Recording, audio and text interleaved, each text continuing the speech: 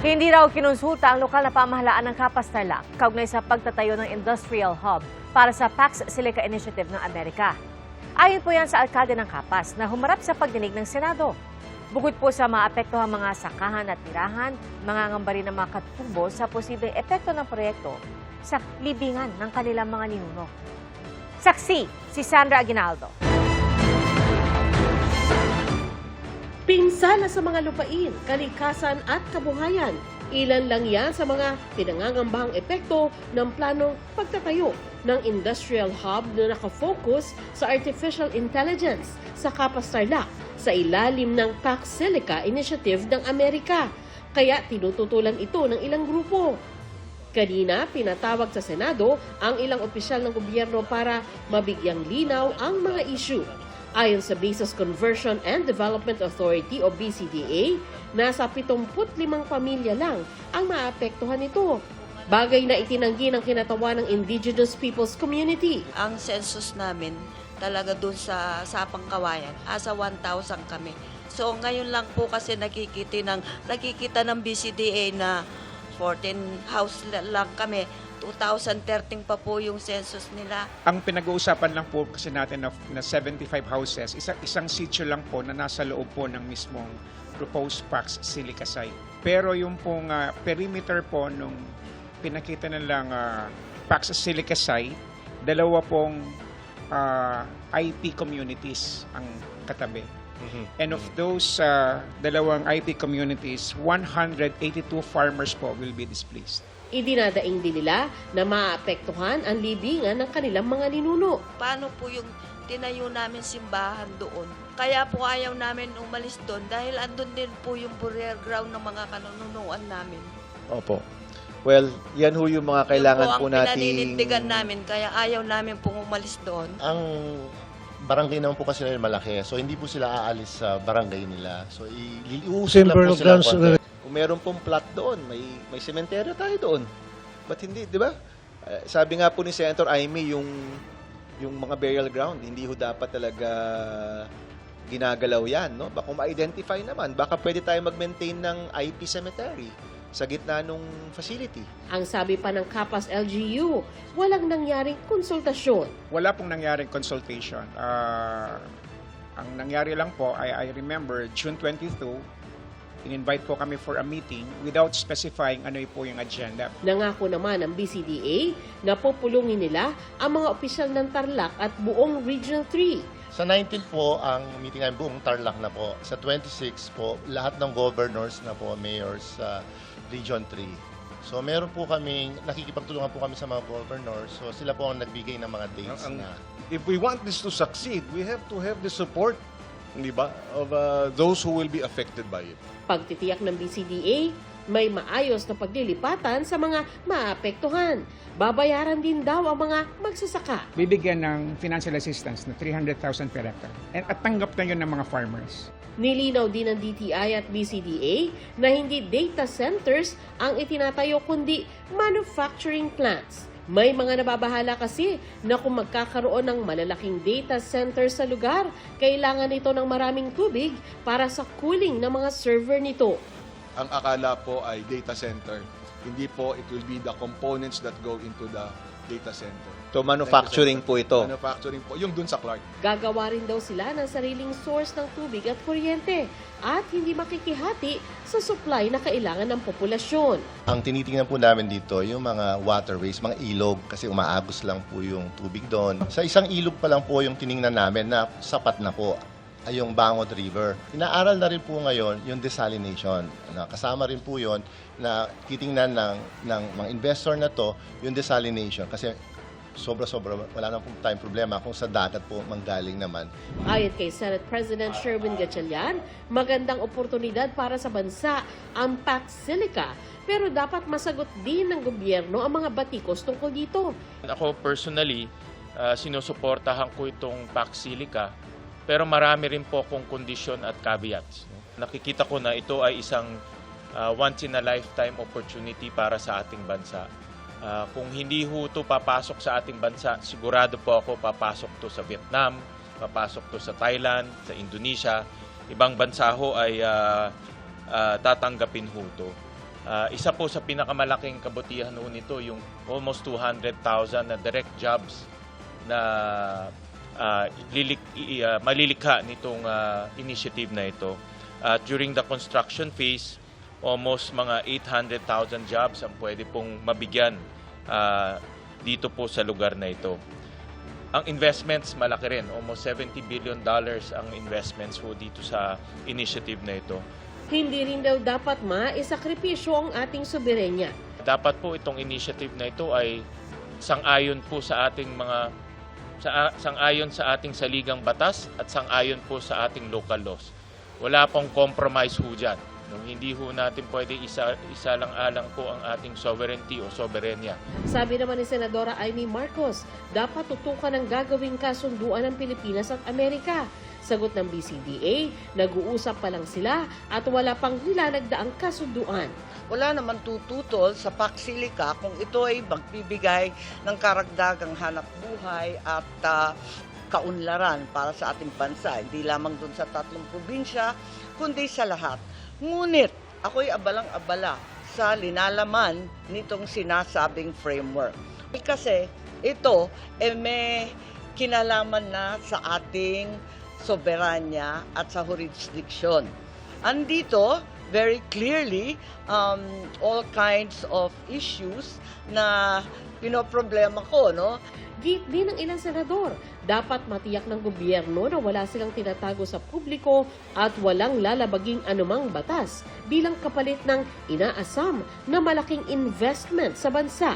Si Pangulong Bongbong Marcos tiniyak na di papayagan ang epekto sa kalikasan at pananamantala sa Pilipinas. What we are interested in is to benefit our people in terms of jobs, in terms of investment into the country, in terms of the advancement of our capabilities, in terms of technology, in terms of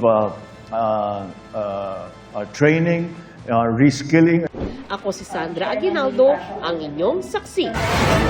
Kinumpirma ni Pangulong Bongbong Marcos na mayroon siyang i-endorsong kandidato para sa 2028 presidential elections.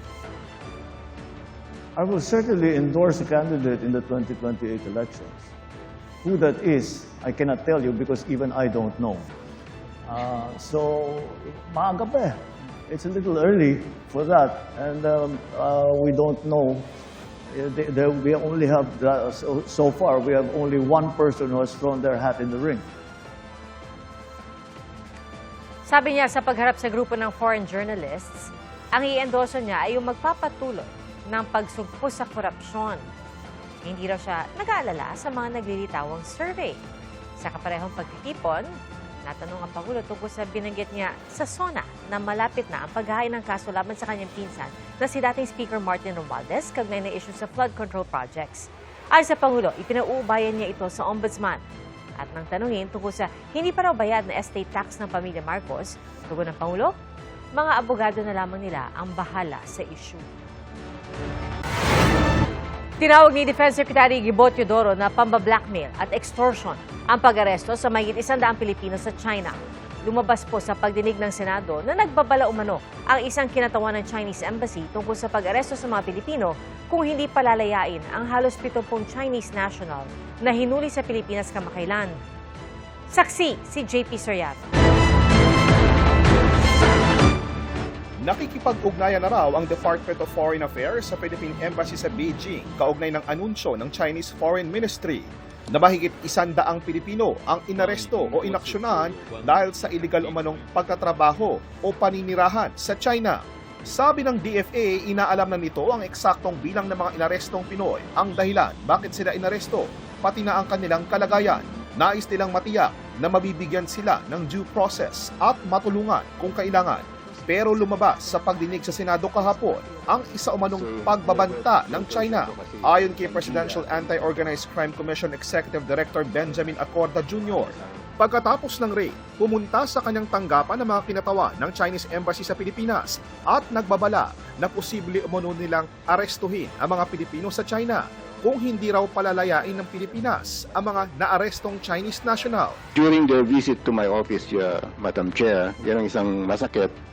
Because after our conversation, sinabihan po tayo na there is a threat na uhulihin doon ang mga Pilipino sa bansa nila pag hindi natin pinakawalan ng mga Chinese workers.